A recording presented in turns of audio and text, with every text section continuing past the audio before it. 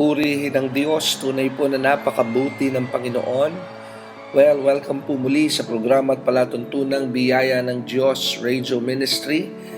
And I am your host today. Ako po ang inyong makakasama muli sa loob po ng isang oras. And again, my name is Brother Dexter Durante. Kumusta po kayo mga kapatid, mga minamahal, mga taga-subaybay at mga nakikinig sa programa at palatuntunang ito na wala pong sawa at walang tigil na umaantabay, nag-aabang at kasama rin po ninyo marahil sa panalangin na makapagpatuloy po tayo sa pagsasahimpapawid ng programa at palatuntunan ito. Napakabuti po ng Diyos at tayo po ngayon ay nasa ikatlong linggo na. Ikatlong linggo na po ng buwan ng Abril. At talaga naman pong dito po sa ating bansa, sa bansa natin sa Pilipinas, ay daman-dama na po natin talaga ang napakainit na panahon. Pero sabayan po natin mga kapatid at mga minamahal ang init ng panahon ng ating init ng pag-ibig at pagmamahal sa ating pong Diyos na buhay at Diyos na manlilikha. Ngayon pong araw na ito, tayo po muli ay may panibagong isang oras na pag-aaral ng salita ng Diyos. At nais ko po ngayong dalhin sa inyo ang aralin na ito dahil I realized and I found out that napakahalaga po na matutunan po natin ang mga revelation na ito. Dahil napakahalaga po na tayo bilang mga mananampalataya ay nabubuhay at lumalakad sa pamamagitan ng kapahayagan ng mga salita ng Diyos. Dahil I believe that the revelations of the Lord will bring us, will guide us into our destiny. Sabi nga, from prophecy to destiny. Ano po yun? That is our goal. Kaya ngayon pong araw na ito, ang ating pong pagsasalusaluhan at ang ating pag-aaralan ay may kaugnayan po sa ganito pong aspeto. Because I recently found out in my study time, at ito po ay aking ibinahagi sa isa pong araw ng gawain po natin sa ating simbahan sa dito po sa area ng Bayanan, Muntinlupa, sa may Alabang area. At ito po ay may kaugnayan sa seeking the heart of God instead of the hands of God. Na ang ating pong pagsumikapan na hanapin at unahing matuklasan ay ang puso ng Diyos. Dahil pag ang puso po ng Diyos ay ating natuklasan at ito po ay ating unang hinanap, madali na po ang puso. I also found out from this study that the hand of God is only connected to His heart. Kaya pag nakuha mo po ang puso ng Diyos, makukuha mo rin po ang kanyang kamay.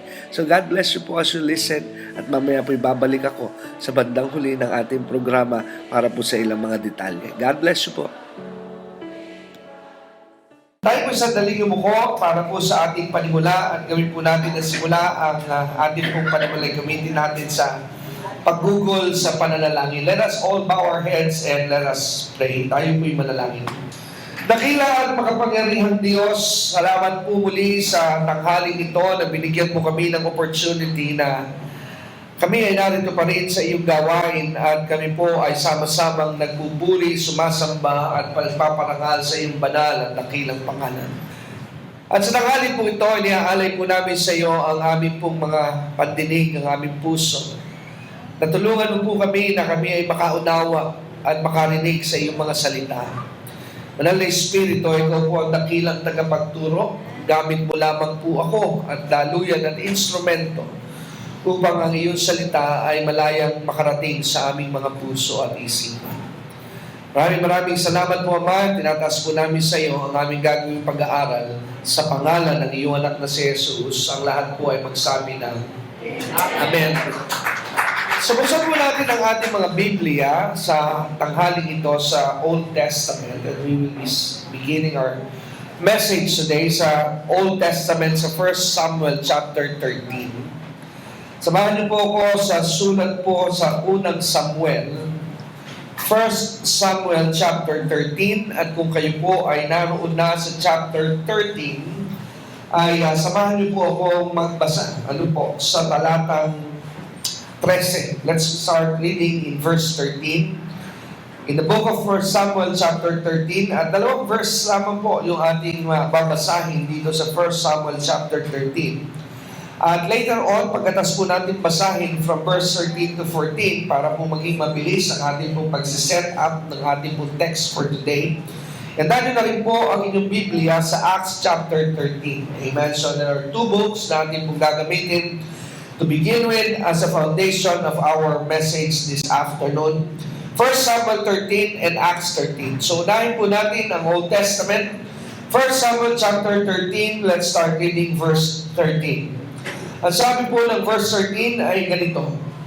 And Samuel said to Saul, "Thou hast done foolishly, thou hast not kept the commandment of the Lord thy God, which he commanded thee. For now would the Lord have established thy kingdom upon Israel forever." Verse 14. But now thy kingdom shall not continue. The Lord sought him a man after his own heart. And the Lord had commanded him to be captain over his people, because thou hast not kept that which the Lord commanded thee. So iwan na po natin ang 1 Samuel chapter 13. And let's move to the New Testament. This time ay pupunta po tayo sa Bagong Tipan at tayo po tutungo sa Aklat ng Mga Gawa. At sa Book of Acts chapter 13, let's hear it from the Book of Acts sa talata pong 22. Acts 13 verse 22. Pero tamay na rin po natin yung talatang 21 para medyo buo po yung ating tema at yung ating konsepto na ating pong babasahin sa araw na ito. Now in verse 21, this time Book of Acts chapter 13, ang sabi po rito ng Book of Acts, and afterward they desired a king, and God gave unto them Saul, the son of Cis, a man of the tribe of Benjamin, by the space of 40 years. Verse 22. And when he had removed him, he raised up unto them David, to be their king, to whom also he gave testimony and said, I have found David, the son of Jesse, a man after mine own heart, which shall fulfill all my will. So Diyos po magpala ng kanyang mga salita na ating nabasa, dalawang aklat. Ang una ay sa unang Samuel at ang pangalawa po ay sa Aklat ng Mga Gawa. So umpisahan po natin ang ating pong pag-aaral ng salita ng Diyos sa ganito pong tema. Ang titulo po ng mensahe, kung ito po yung ating lalagyan ng pamagat, A Man After God's Own Heart. Tao na ang habol at ang pong hangarin ay maging katulad ng kanyang puso niya ay ang puso ng Diyos.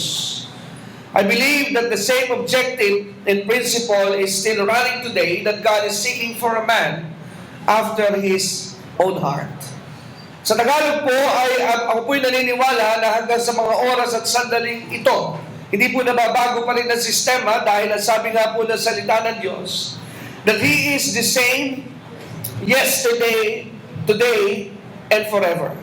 So naghahanap pa rin po ang Diyos ng mga tao, lalaki at babae, na ang pintig at laman ng kanyang puso ay kaparehas na sa Kanya. At isang araw, habang ako po ay naghahanda rin ng mensahe ito na aking pong dadalhin sa ating pagtitipon, ay nasumpungan ko rin sa aking pong pag-aaral that it is important. Napakahalaga po that ang isang Kristiyano, ang isang mananampalataya, is a seeker of the heart of God. Napakahalaga po ng ating objective as a Christian ay ating pong priority na hanapin at alamin ang laman ng puso ng Panginoong Hesus, ang ating Diyos.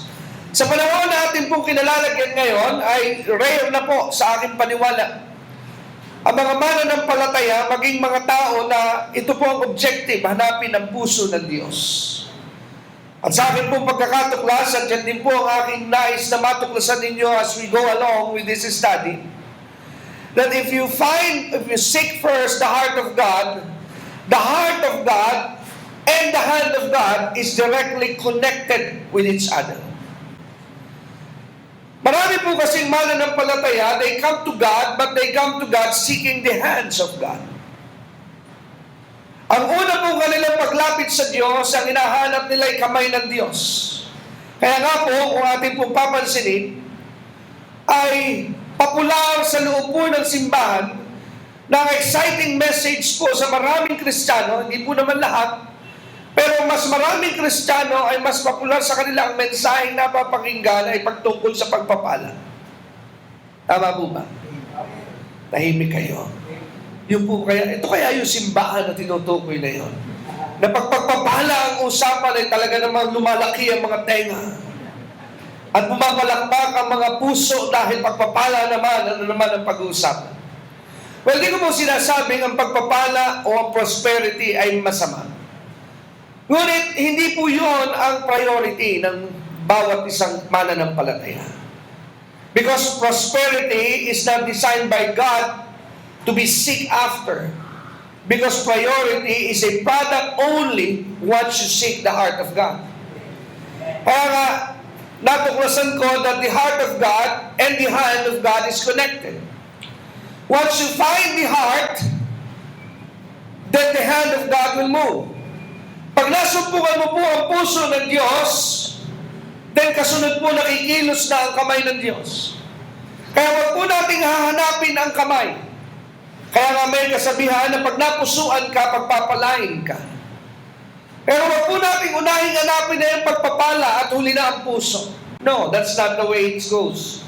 Let's always be after the heart of God, because once we found the heart of God, then the blessing will start to flow in our life. Kaya maraming pagtitipon ng gawain ng Diyos are empty because they came to that gathering with the wrong motive. Have you noticed na sa atin po ngayong mga pagtitipon in this past days that we are gathering in this place, the climate, the atmosphere of this church, I don't know, but if you are spiritually sensitive, something is changing in the atmosphere of this church. Nagkakaroon po ng pagbabago sa klima. Pero sabi mong klima, baka isipin ninyo, ay totoo yan, pastor, summer na, umiinit na. Hindi po yun yung aking tinutukoy. I'm talking about the awareness now of the presence of God in this church is getting higher and higher. Ako po ay masaya because I was monitoring you, I was observing you. Sabi ko nga sa aking sarili, this church has so many potentials now in the coming days. You know why? Think about this. Ang mga kabataan po natin, without any command from the pastor, they are initiating to seek God. Nagkakaroon na sila ng gathering prayer meeting. You know, a church that has potential to grow strong, not to grow, our objective, gusto ko po ito i-share sa inyo. As your pastor, my objective and my vision is not to grow numerically. That's secondary. My objective for this church is for us to grow deeper in our relationship first with Jesus. Dahil yung numerical po ay madali po gawin yun. Lalo na kung tayo mag-aambag-ambagan ng mga feeding, pabigas linggo-linggo, madali po dumami ang tao. Pero ang bihira pong nagiging tema ng maraming church is the presence of God in every meeting. Kaya nga po ako'y natutuwa dahil I see the fruit of prayer. Dahil hindi mo man ikumanaw, our young people, sila po ay nag-i-initiate na ng kanilang sariling tinatawag na overnight prayer meeting. And one of the characters of the early church, even the church in many centuries ago, na nagpakita ng potensyal, ang malakas po ay yung tinatawag na prayer meetings. Pag ang prayer meetings po ng simbahan ay matatag, matibay, malakas, alive, then you can be assured that the presence of God is always coming when He is invited.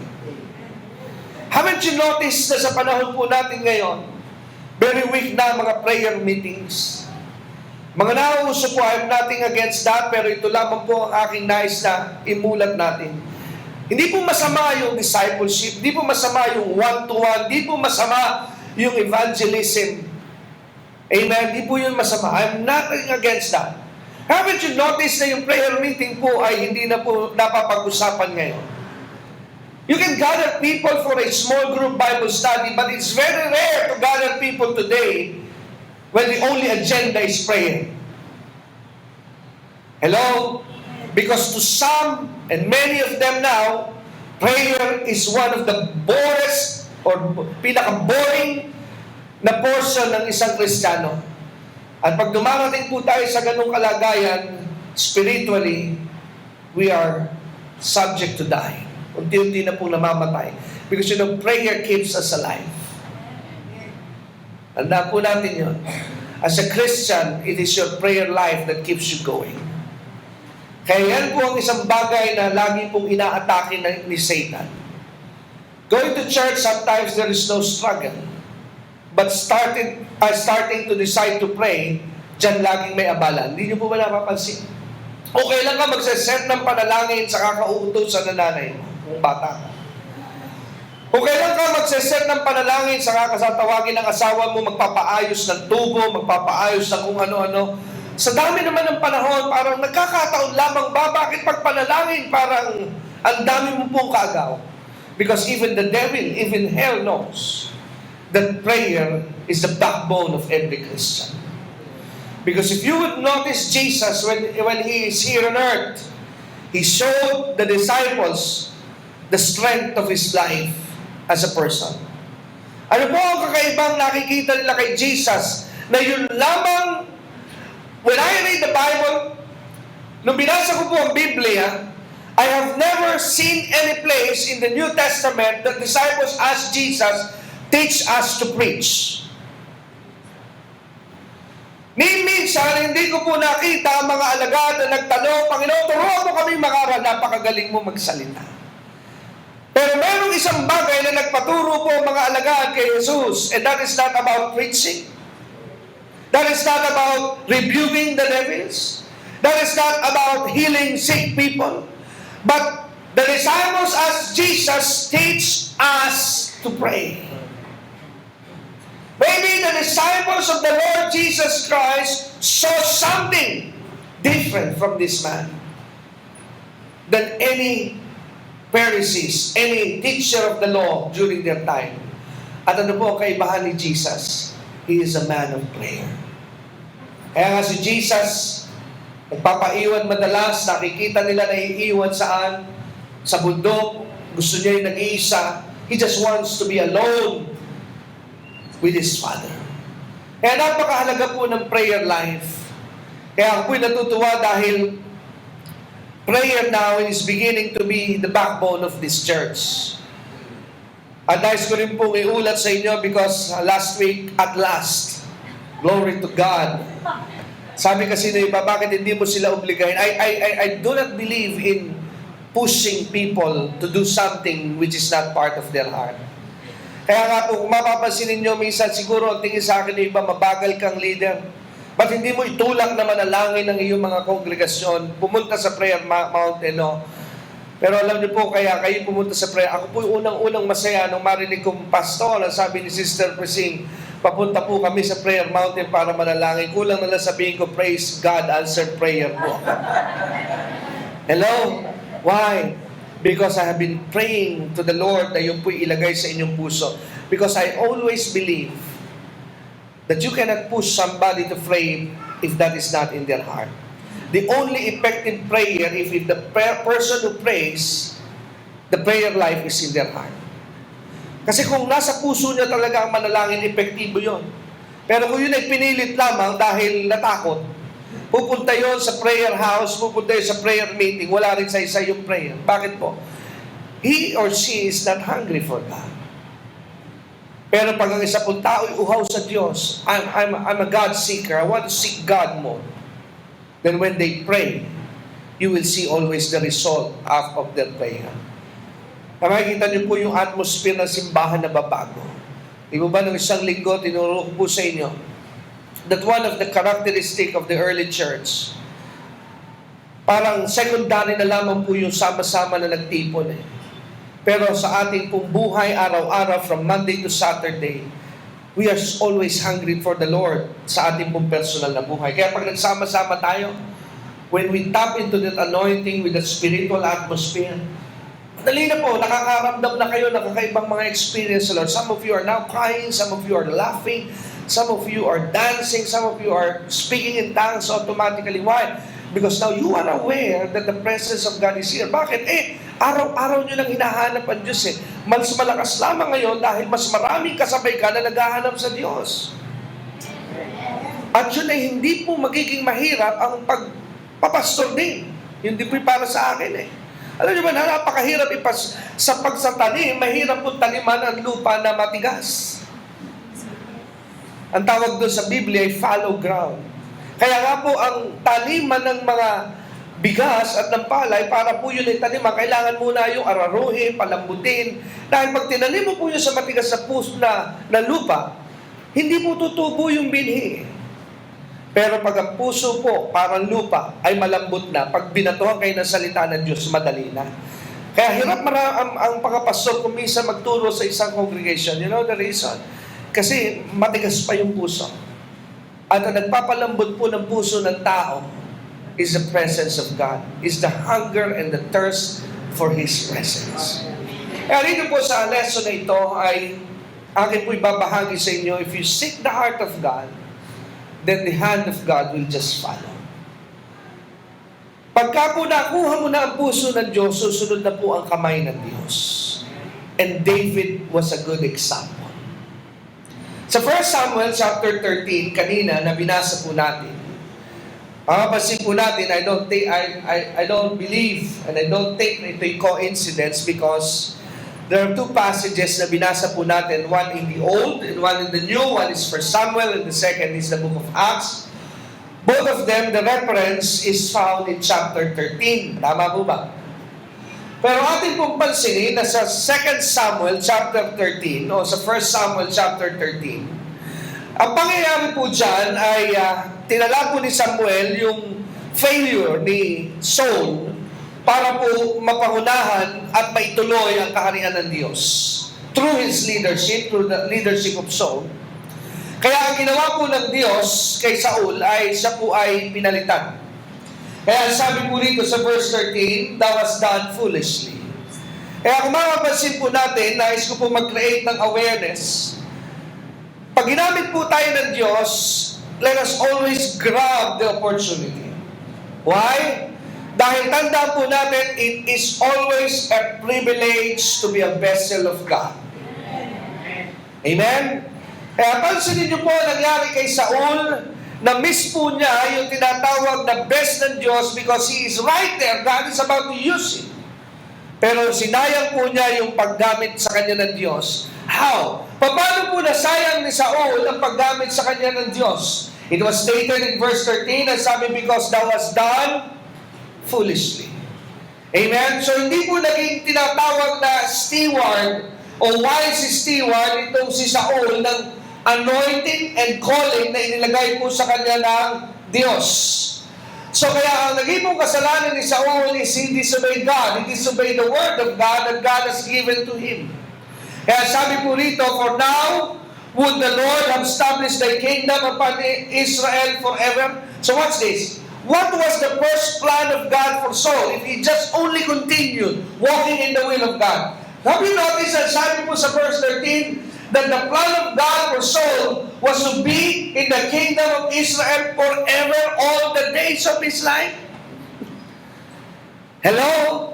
Ang pangarap pala ng Diyos para rito kay Saul ay maghari habang buhay. Ibig sabihin, as long as he's still living, as long as he's still alive, pwede po siyang maging leader ng alin? Ng Israel.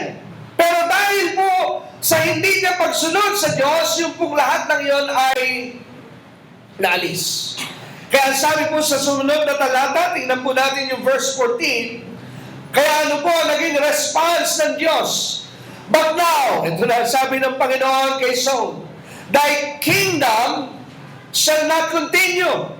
So ano yung unang balak ng Diyos kay Saul? That he should be the king of Israel for what? Or how many, ano yung term niya dapat? Forever. Wala na pala sanang palitan. Dynasty na. Amen? Pero because he missed it, kaya nga sabi nga po sa inyo, My life as a pastor could be retained kung akin lamang pong patuloy na pag-iingatan yung tawag at calling. But if I done foolishly, they be removed. Kaya nga po, huwag natin iisipin na hindi po tayo aalisin ng Diyos. No, gamit lamang po tayo ng Diyos.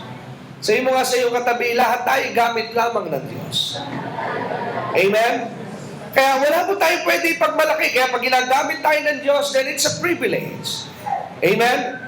Kaya nga po, pag napapanood ko kung minsan yung mga players sa NBA, lagi ko pong inaabangan doon sa NBA, sa laro, isa sa madalas ko inaabangan, yung mga bangko. Alam niyo po kasi nakakaawa po ang pakiramdam ng mga bangko. Biruin mo, nagbihis ka, nag-attire ka lahat and everything, tapos ikaw pala ay uupo lamang at tagapalakpak. Ano po? So, imagine mo yun na yung damit mo, pwede mo pa isuot ulit kinabukasan. Bakit? Kasi hindi man lamang napawisan, hindi man lamang natuluan ng pagod, Kaya pag nakikita ko po yung mga NBA player na kung tawagin po ay mga supporting cast, pag sila tinatawag ng coach, parang kung minsan patingin pa lamang, tumatayo na Nakita niyo po yung excitement? Amen? Bakit po? Because, kumbaga parang eto na. It's my time to shine. Dahil nandaan po natin na to be called by our coach, and our coach is God, and saying, I'll use you, dapat po mabilis ka. Hindi ba pwede yung, Lord, hindi pa ako, hindi pwede. Kaya pag hindi ka pwede, yung isa, yung katabi mo. Ngayon, Lord, pwede na, hindi na ako pwede ngayon sa iyo, ito na yung kasama. Hello? So, God called Saul, and it's his privilege, but he blew the chance. Kaya nakalampas po kay Saul ang tawag na yon, at ang sabi ng Diyos sa verse 14, the Lord had sought him. Si Samuel po nagsasalita dyan. A man after his own heart. And the Lord had commanded him, hindi pa kilala ni Saul kung sino yan, to be captain over his people, because thou hast not kept that which the Lord commanded thee. So pansinin niyo po, yung pipiliin ni God na pamalit ni God kay Saul, the character of this man was so simple. Wala po siyang sinabi na mas matangkad kaysa sa iyo, Saul, yung papalit sa iyo, mas matapang kaysa sa iyo, mas magandang lalaki kaysa sa iyo, mas matalino kaysa sa iyo. Kundi ano lamang po ang qualification itong papalit kay Saul na napili ng Diyos. It is so simple that this man is always after the heart of God. Hello? Ano lamang po ang meron itong lalaking ito? Ang habol po niya ay alin, ang lagi ang puso ng Diyos. Kaya dahil siya po is a man after the heart of God, ano po ang plano sa kanya ng Diyos? To rule over His people. This is blessing. Kaya this time, ibe-bless po niya itong lalaki ito na tinutukoy dahil ang pinagkamalaan niya sa kanyang buong buhay ay ang puso ng Diyos, ang pangunahin kanyang hinahanap. Now he is about to be promoted. Kaya I send somebody today in this room na kung meron po man dito na laging priority at hanap po ang Diyos, the Lord is trying to tell you today, listen to this prophecy that God is about to promote you in Jesus' name. God is about to promote you. I just heard it from my spirit na ipopromote ka ng Diyos. Why? Because your heart is always longing for God. Kaya kung ikaw ay nilagyan ng Diyos ng blessing, the Lord can trust you. Why? Dahil hindi ka po ilalayo ng biyaya at pagpapala because by the years that you have sought the heart of God, God has proven na kahit takbakan ka ng biyaya, hindi ka mawawala sa church. Sabi mo sa iyong katabi, ikaw ba yun? Amen? Dahil merong mga tao po kasi pagka nagkaroon lang ng konting biyaya, hindi mo na makita sa church. That's not a man after God's own heart. Dahil ang hinahanap po ng Diyos na kanya pong lalagyan ng biyaya at pagpapala ay yung mga tao na tambakan mo man ng gabundok na pagpapala. Their priorities will always be the same. Their priorities will always be the presence of the Lord. Amen? Amen? Kaya sabi po dito, God now has found a man that is after His own heart. And that man was David. Pinangalanan po yun sa Acts chapter 13 sa kaninang ating pagbasa. Sino po pala yung lalaking yon na tinutukoy na ang habol lagi ay puso ng Diyos? Sino po yon? Si David. Ano po ang mga naging karakter? Are you ready to be a blessing? Are you ready for blessing? Now, ano ang mga karakter at mga palatandaan that you are a man or woman after God's own heart? Yan po ang ating pag-uusapan. Ano po ang mga palatandaan na ikaw ay pasado doon sa kategorya na hinahanap mo lagi nga ay Diyos? What is the proof? What is the criteria na ginamit po kay David para po siya mag-fall sa category that he's a man after God's own heart? Number one is David loved the Word of God. Hello? Unang-una sa kategorya ni David, mahal na mahal po ni David ang salita ng Diyos. The Word of God to David is like an addiction. The Word of God to David is like an obsession. Ang salita ng Diyos para kay David ay parang kung sa ating panahon ay isang droga na nakaka-addict na hindi siya pwedeng mabuhay na wala ang salita ng Diyos. Na hindi siya kikilos at gagawa sa araw-araw kung hindi po niya natitiyak na ang pangakot salita ng Diyos ay nasa Kanya. So the Word of God is an obsession to David. That he cannot live a single day without the Word of God. So yun ang una pong karakter na meron si David. Kaya samahan niyo po ako sandali sa Book of Psalms, samahan niyo po ako sa aklat ng mga awit. At tingnan po natin sandali ang isang nilalaman ng bahagi ng sulat ni David na nagpapatunay that David loved the Word of God. Now go to Psalms 119. Awit 100 at ano nga pa sa Tagalog ng 19? 11. Ayan. Samahan niyo po ako sa 119 ng Book of Psalms at kung kayo po naroon na ito po ay bahagi ng sulat ni David. Let me bring you, because Psalms 119 is a long chapter ng Book of Psalms. Samahan niyo po ako sa verse 97. Now go to the Book of Psalms 119 verse 97. Let's listen to what David said. Ano ba sabi ni David sa bahaging ito ng 97 ng aklat ng mga awit? Oh, how love I thy law. Ano raw kay David ang salita ng Diyos? Ito raw ay kanyang mahal na mahal. Papaano niya na i-demonstrate ang kanyang pagmamahal sa salita ng Diyos? What did he say? It is my meditation all day. Hello? Ano raw po ang salita ng Diyos kay David? Ito ang laman ng kanyang puso sa buong maghapon. Now ask yourself, how many times in a day do you meditate in the Word of God? Amen? I-check mo natin, i-assess natin ang ating sarili. Are we a God seeker? Sabi nga nung araw ng isang ministry by Tommy Tenney, sabi niya, are you a God chaser? Amen? Are you always longing and seeking after God? Now, one of the evidence that will prove that you are a God seeker, you always want the Word of God. Amen? Kaya si David po ay ipinakita niya na grabe ang kanyang pagmamahal saan? Sa salita ng Diyos. Kaya buong maghapon, buong araw, ito raw ang kanyang binubulay. Another one that will prove that David is a lover of the Word. Tingnan po natin ang sumunod pang ebidensya na meron dito si David.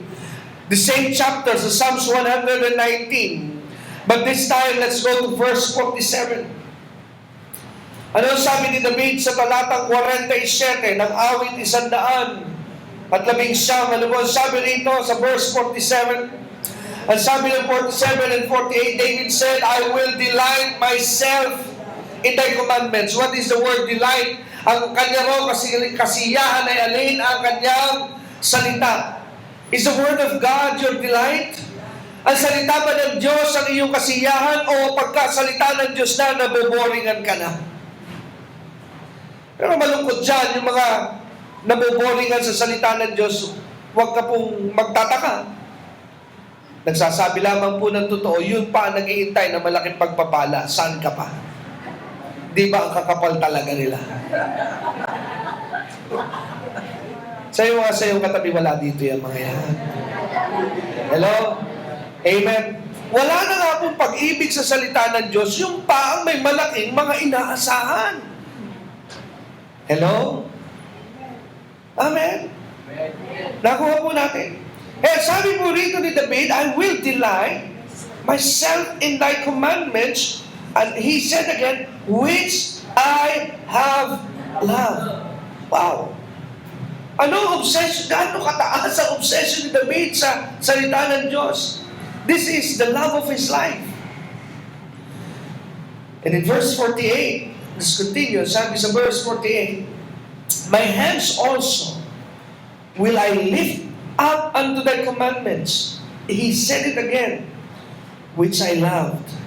And I will meditate in your statutes. Statutes are word.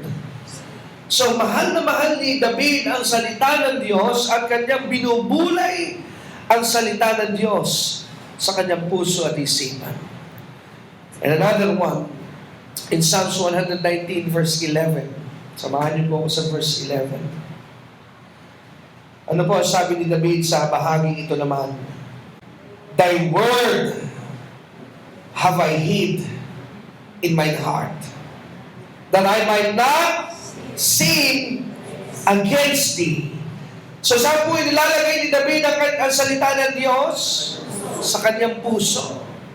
Kaya David was a lover of the Word of God. Amen? So, ang unang karakter ni David ay mahal na mahal niya alin ang Word of God, ang salita ng Diyos. Ano po ba ang koneksyon ng ating debosyon sa salita ng Diyos? Maybe some of you need some light over this one. Ano ba kasi pastor ang connection? Can I love God by just saying to Him, I love you? You can, but it's incomplete. Pwede, pero kulang. Bakit ba konektado ang aking panahon sa salita ng Diyos? Ano ba ang koneksyon ng aking pagmamahal sa Diyos sa pagbabasa ko ng salita ng Diyos? Meron bang katotohanan yun? You might be asking that question. Tingnan po natin sandali sa John chapter 1. Let's go there so that I can help someone na hindi pa po masyadong maliwanag sa kanya. Bakit ba? Ano bang koneksyon ng Bible? Bakit ba kailangan ko siyang bigyan ng panahon? Now go to John chapter 1. For some of you that have been attending church for so many years, ito po very basic. Madalas ko itong nagagamit. But for some of you that are new, this will be helpful. So let's read John chapter 1 verse 1. Ano po sabi ng verse 1? In the beginning was the Word, and the Word was with God, and the Word was God. So the subject is the Word. Ang sabi po ni John, sa panimula, ang ginamit ay salita. So ibig sabihin, everything that exists here on earth was created because of the Word. So meaning, without the Word, nothing was created. So bakit po yung salita ay nakagawa ng mga bagay na narito sa daigdig? Dahil sabi, the Word was with God. Dahil ang salita ay kasama ng Diyos.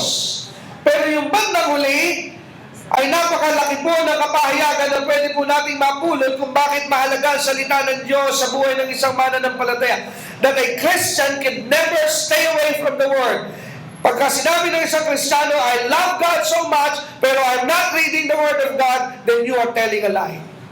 How can you love God if you do not love the Word? Where in fact, the Bible is very clear that the Word of God is God Himself. Tama po ba? Paano mo sasabihin mahal mo ang Diyos pero wala kang panahon sa Biblia?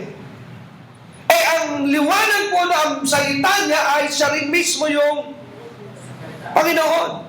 So if you are giving time with the Word of God, you are giving time with God. Pag nagbigay ka ng panahon sa salita ng Diyos, pinakikita mo na nagbibigay ka ng panahon sa Diyos. Kaya kung wala kang panahon sa salita ng Diyos, you are also saying you have no time for God. That's so simple. Amen? Kaya sa paanong paraan ni David pinahalagahan ng isang Diyos na hindi nakikita? He loved the Word of God. Hello? Minahal po niya alin ang salita ng Diyos. Why?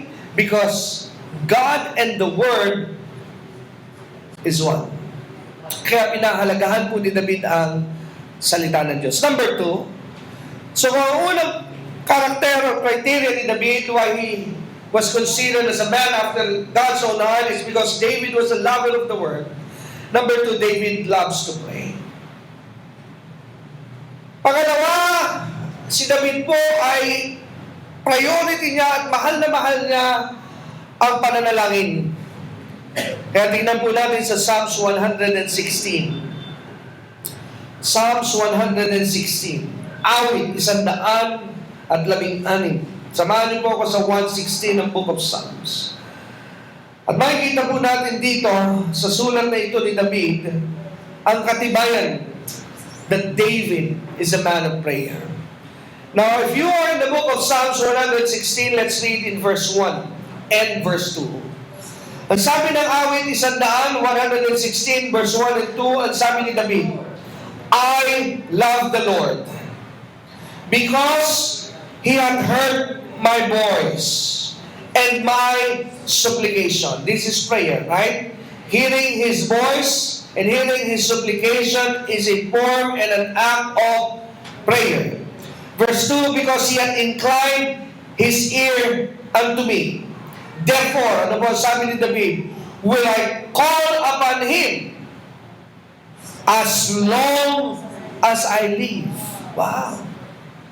So ano po ang commitment ni David sa Diyos? Habang ako'y nabubuhay, lagi akong tatawag sa iyo. Lagi akong mananalangin sa iyo. Dahil pinakikinggan mo ako.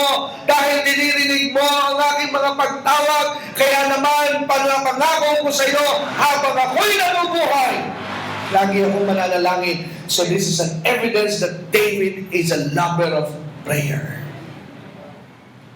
But for some Christians, sad to say, they do not love to pray. Pero ulitin ko po, absent sila ngayon. Psalms 116, verse 1 and 2. Let's move to Psalms 116, verse 12. Samahan niyo po ako sa Psalms 116, the same chapter. Amen? Ano po sabi sa Psalms 116, verse 12? And sabi po dito sa verse 12, what shall I render unto the Lord for all His benefits towards me? Patanong. Sabi niya, ano ang render? Ano ang mailalagay ko, may bibigay ko sa Diyos sa dami na mga benepisyo na ibinigay niya sa akin? Ibig sabihin, sabi ni David, ano ba pwede ko ibalik sa Diyos sa dami ng kanyang pabor, biyaya na ginagawa sa akin? Sabi niya sa verse 13, I will take the cup of salvation. Ito na ang kanyang gagawin. Aking kukunin ang saro ng kaligtasan. Ano sabi niya? At ako ay tatawag saan? Sa pangalan ng Diyos. So ano po pala ang pananalangin? Prayer also is an act that you are grateful for the goodness of God. So ang pananalangin din ay pagpapakita na ikaw ay nagpapasalamat ka. Lord, I'm praying today because you have been so good to me for this past week, for this past day. You have been so favorable to me. Kaya ito'y isa ulit na halimbawa at ebidensya that David understand the value of prayer. Psalms 145. Psalms 145 verse 18. Samahan niyo po ako sa Psalms 145. Sabi po sa talatang 18 naman, ano po sabi sa verse 18? The Lord, ang sabi ni David, the Lord is nigh unto them that call upon Him. Ano raw ang Diyos sa mga tumatawag sa Kanya? Malapit. Amen? Parang ganito lang po yan eh. Ang tao, para maging malapit sa iyo, kailangan lagi kang open sa fellowship and communication. Tama po ba?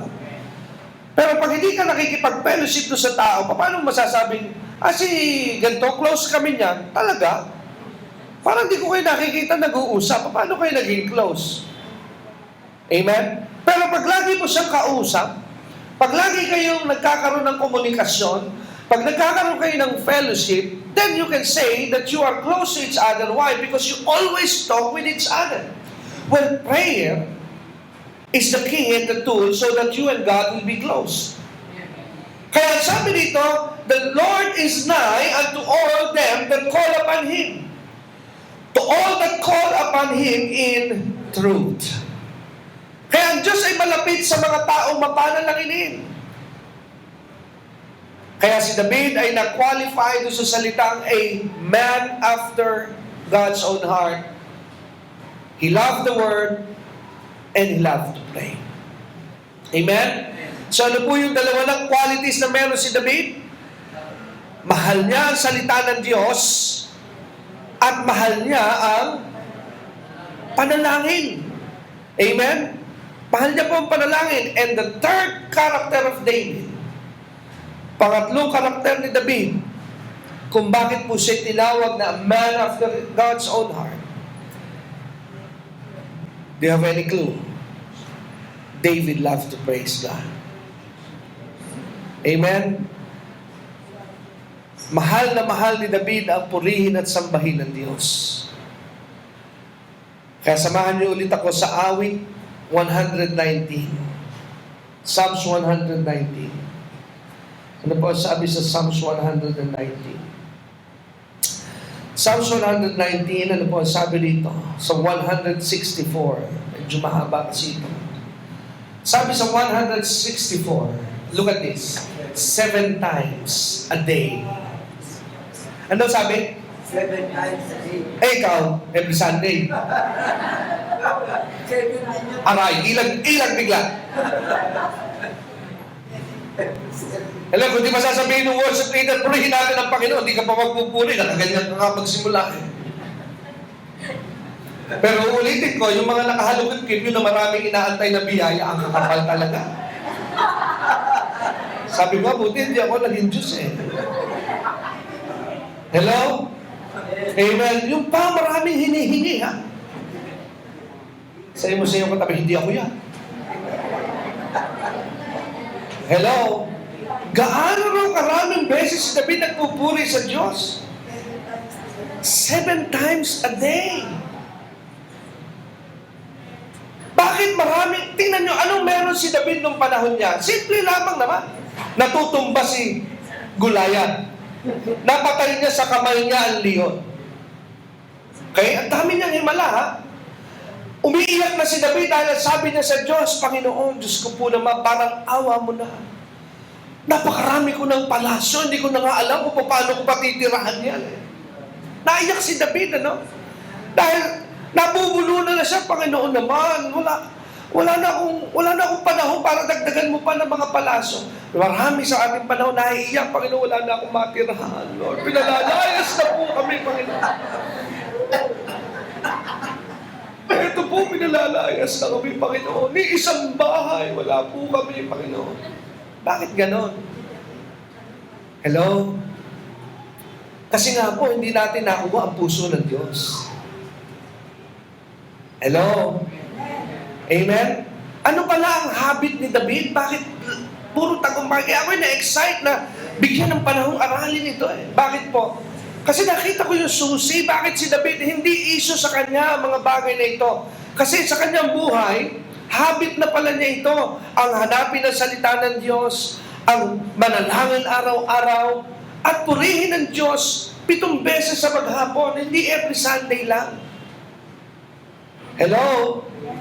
So meaning to say, David is not seeking for money.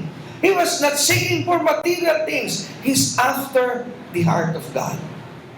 Amen? Kaya nga makikita po natin ano po sabi ron, 7 times a day. Kaya nga sabi ko po sa inyo, learn the art, the habit.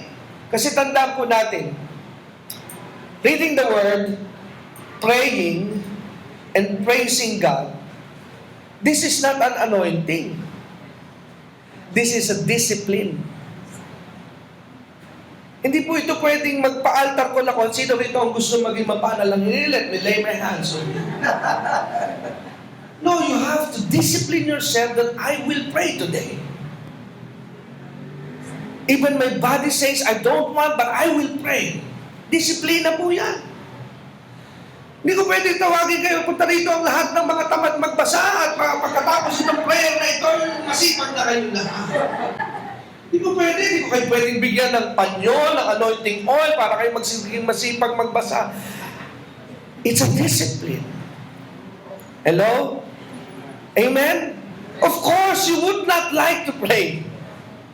Why? Because prayer, your body hates to pray.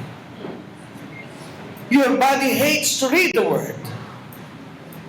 And your body hates to praise. Kaya nga po pagka-praise and worship, yung iba nahahabaan. Napapaupo na nga yung iba. It just proves na hindi gusto ng iyong katawan na nagpupuri. Hello?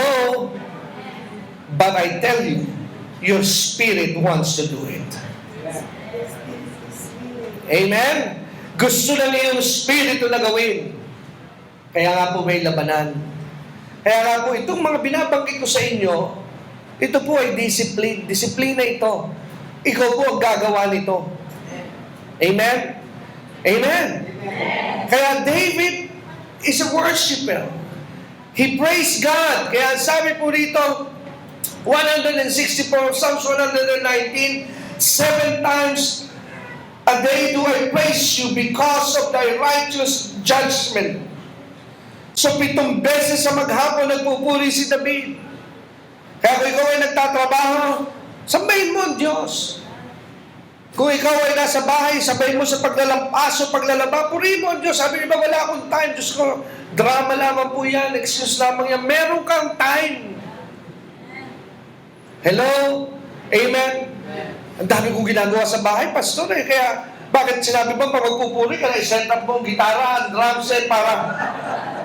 No, kahit naghuhugas na po ng plato sa iyo, Lord, sinasamba kita na, you are worshiping God, you are praising God.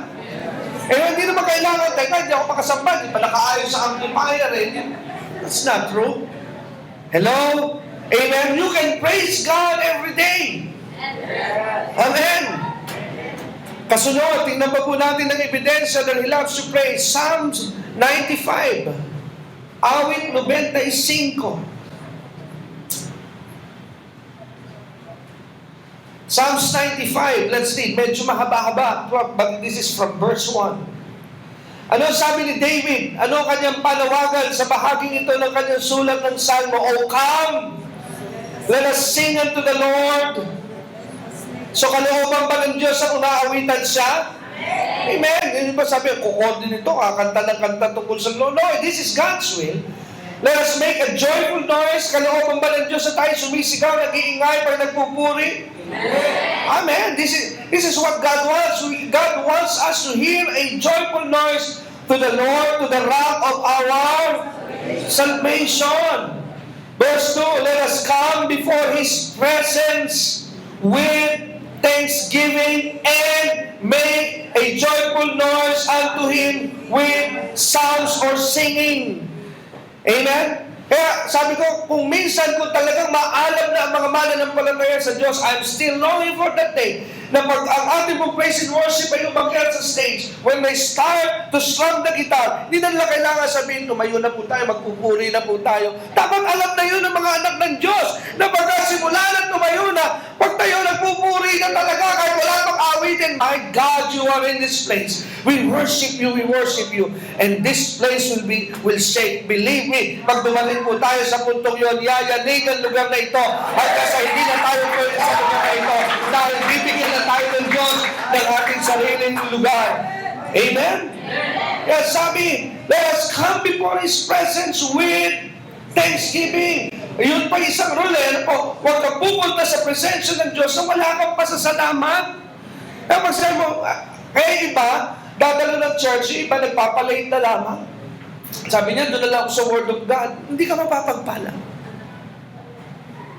Hello? Dahil ang ine-expect sa'yo ng Diyos, when you come into the presence of God, you come with thanksgiving. Hello? Eh ba, sabi niya, hindi, ayoko ng praise and worship, ayoko sumamba. Eh kaya hindi ka mapagpala. Kailangan po ay pagpasok mo sa presensya ng Diyos, ang dala mo ay pasasalamat, ang dala mo ay maingay na joyful noise unto Him with psalms, for the Lord is a great God. Verse 3, and a great King above all gods. In His hands are the deep places of the earth. The strength of the hills is His also. Verse 5, the sea is His, and He made it, and His hands formed the dry land. Verse 6, kaya nga sabi ko sa inyo, pag ako'y nagmamaneho, sinasamba mo ang Diyos, gamit ang mga gawa niya. Panginoon, napakaganda ng ulap ngayon. Yan ay isang pagpapatunay na ikaw ay dakilang Diyos. Panginoon, nag-i-enjoy ako dahil isang araw, tanghali na, alas 7:30 na, naiwan pa doon yung buwan.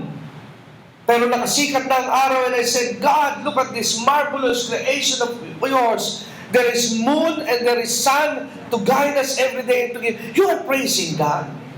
Kaya kahit ako nasa kotse, nararamdaman ko, but this is not really always have to deal with the presence. Huwag nyo naman i-connect na lagi. Pero there are many times na ako nasa kotse na sometimes hindi ako makatapak sa accelerator na tumatayo ang aking mga balahibo. Because when you praise God, you start inviting the presence of God. And when you are in the presence of God, sometimes it's hard for you to start. Kaya sabi ko, Panginoon, nagdadrive po ako. Pwede bang light lang muna ngayon? Kasi hindi ako makatakbo ng ayos if you keep on dwelling here with your glory. Hallelujah. Amen? Dahil pag lagi narito sa kotse ito, ngayong kalulati, hindi ako makaliko, hindi ako makapag-drive. Why? Because your presence is so strong. Because when you praise Him, you attract the presence of God, and God begins to sit where you praise.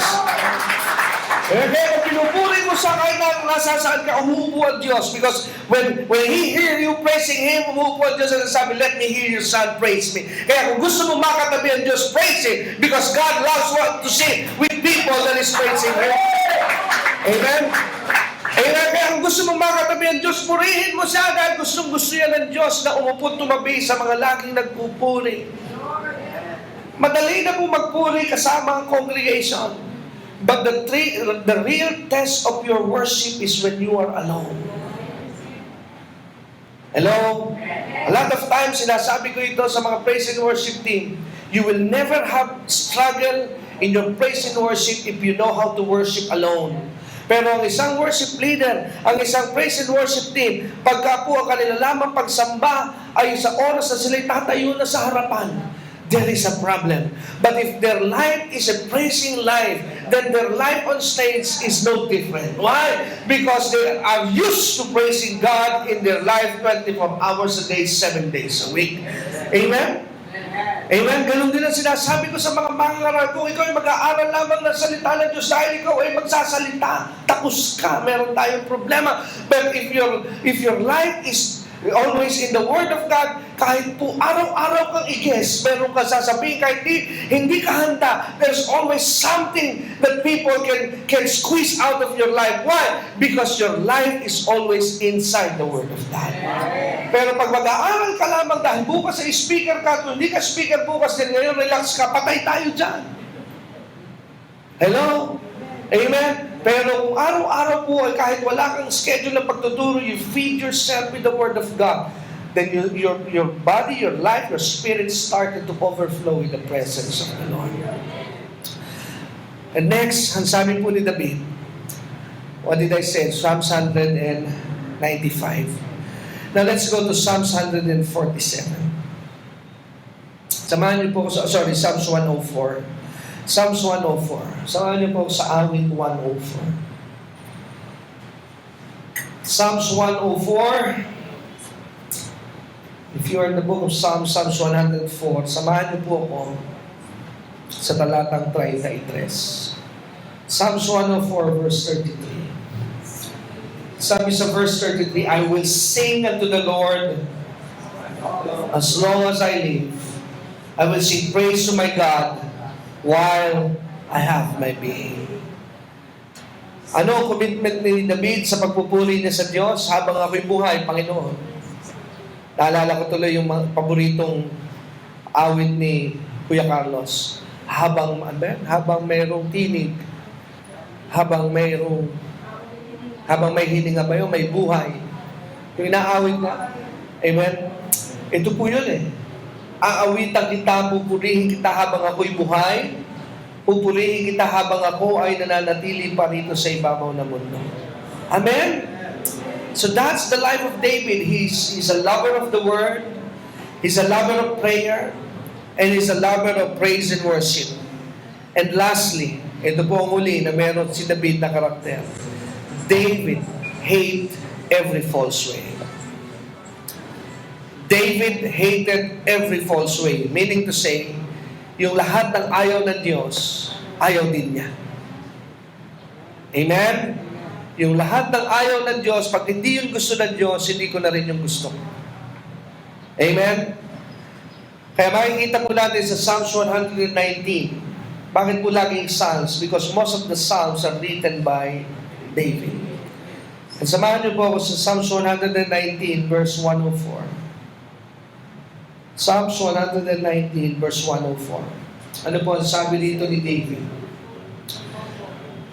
Through thy precepts, I get understanding. The word precepts is His word. Sa pamamagitan daw ng kanyang mga aral, ng kanyang salita, doon daw sa kumukuha ng alin? Ng pangunawa. So kaya pagka wala kang salita ng Diyos, hindi ka makakaunawa. Kasi naandun po ang susi para makaunawa. Kaya dahil alam mo na ang salita ng Diyos, ano sabi dito ni David? Therefore, I hate every false way. Amen? Ayaw niya ng mga bagay na hindi tama. Every false ways, and sabi ni David, I hate them. And another proof is in Psalms 101. Psalms 101. Psalms 101. Sabi po sa Psalms 101 verse 3. Sabi po dito sa verse 3, ano po sabi ng verse 3, I will set no wicked thing before mine eyes. Ano ang napagpasya ni David? Hindi niya hayaan ang kanyang mata ay tumingin sa mga bagay na hindi nakalulugod. Yung po yung wicked things, sa mga masasama saan? Sa paningin ng Diyos. Amen? I hate the work of them that turn aside. I shall not cleave to them. And then next, ang sabi po rito sa verse 6 and 7. Ay tuloy po natin sa verse 4. A froward heart shall depart from me. I will not know a wicked person. Hindi ako makikibarkada sa mga tao. I-unfriend ko na sila. Hello? Amen? This is part of the word in the New Testament. Be ye not equally yoked with the unbelievers. Amen? So I will not know a wicked person. Ibig sabihin, I will stay away from people that do wicked things. Amen? So pipiliin ko ang aking mga kaibigan. Amen? Kung ang kanilang mga influensya sa akin ay wala namang may tutulong sa aking pag-ibig sa Diyos, may iwan mo na. Hello? Kung dinadala ka lamang nito sa gimmick, sa bangkada, pero wala namang kontribusyon para sa iyong ikaw unlad sa relasyon mo sa Diyos, then you have, again, this is a discipline. This is not an anointing. Disiplina po ito. Dahil kailangan yung may katawan ay magpasya. Hello? Amen? Ayoko na dito sa kabarkada kong ito dahil parang hindi naman ako dinadala palapit sa Diyos. Ako'y dinadala saan? Palayo. Amen? And next is 101 verse 7. This is the last for today. Ano po sabi sa Psalms 101 verse 7? And sabi po, we're still in the same chapter. Ang sabi po sa Psalms 101 verse 6 and 7, "Mine eye shall be upon the faithful of the land, that they may dwell with me. He that walketh in a perfect way, he shall serve me. He that worketh deceit shall not dwell within my house. He that telleth lies shall not tarry in my sight." Ano ang parsa ni David? Yung mga mandaraya, ano kanyang sabi? "Hindi ko pa hintulutan sila na tumira saan? Sa aking tahanan. Sila na mga sinungaling, hindi ko sila papahintulutan na magtagal sa aking mga paningin." Ibig sabihin, David hates what God hates. Amen? Kinamumuhian ni David ang mga kinamumuhian ng Diyos. Kaya makikita po natin yung discipline na meron si David. Number 1, he loves the Word. These are all disciplines. Number 2, he loves to pray. Number 3, he loves to praise. And number 4, he hates what God hates. Kaya naman ang conclusion, sabi ng Diyos, "I have found a man that is after my own heart." Hindi po si David naging prayerful no siya po'y hari na. Don't be misled. Kasi iba, pag nakuha ko na yung mansyon, mananalangin na ako, pastor. Pag nakuha ko na itong malaking blessing, pastor, nakuha ko na ito, saka ako magiging prayerful, saka ako magiging, kapatid, dinadaya mo ang iyong sarili.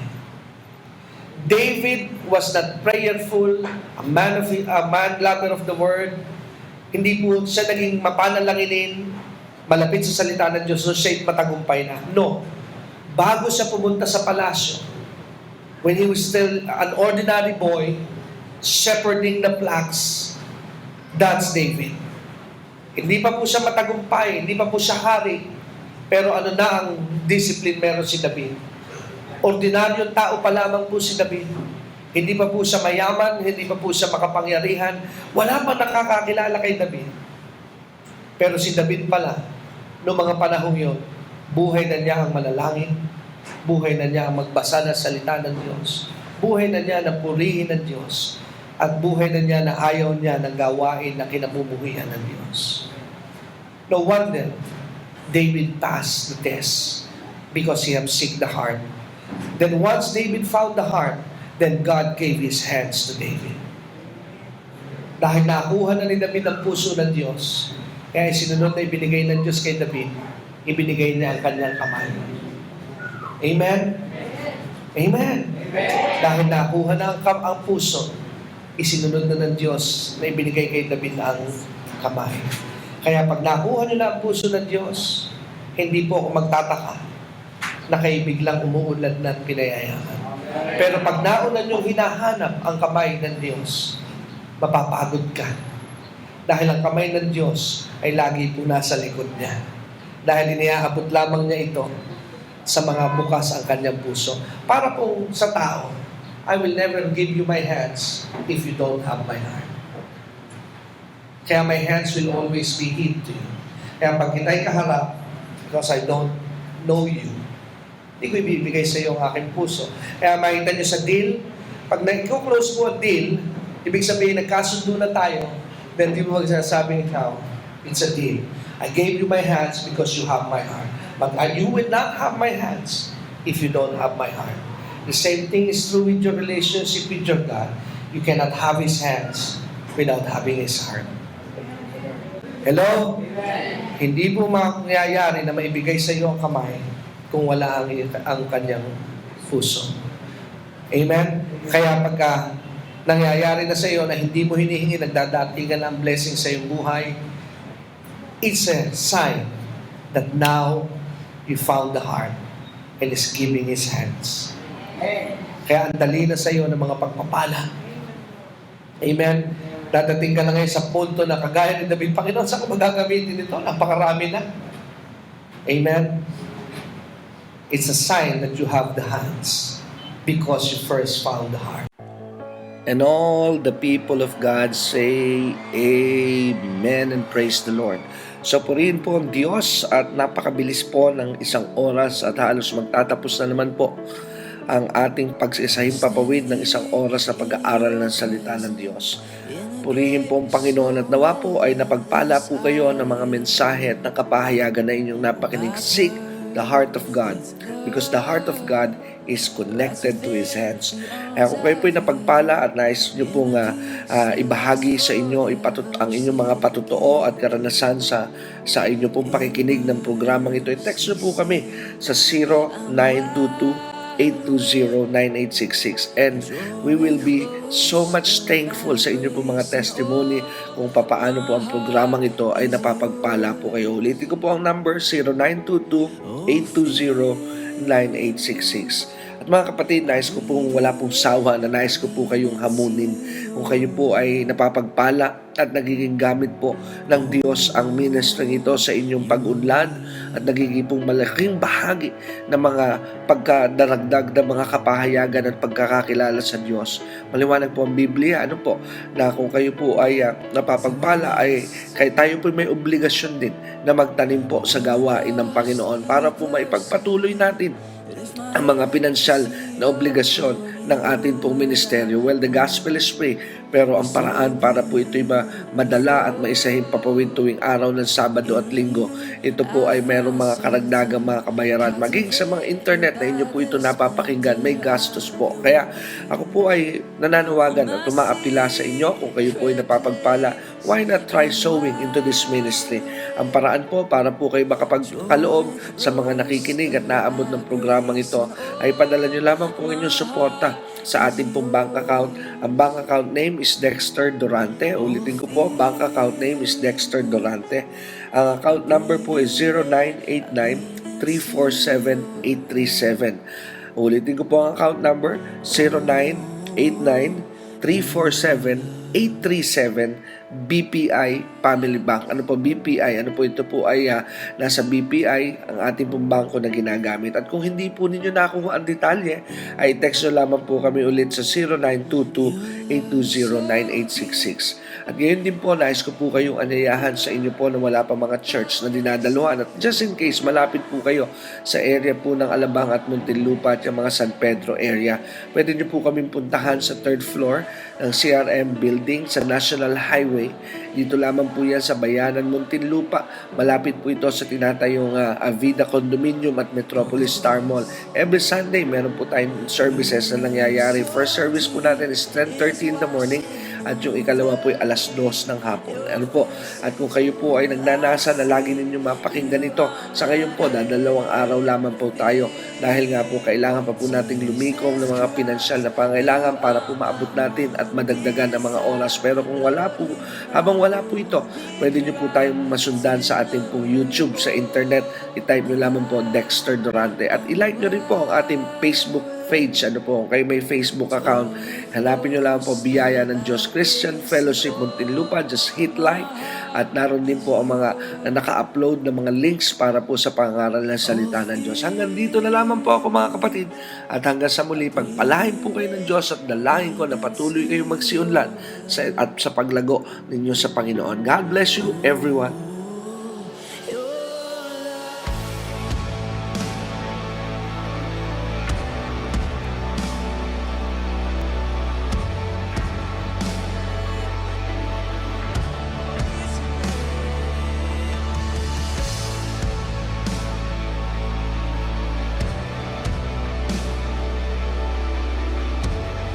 Across this place, you feel comfortable. Would you lift your hands and sing your love?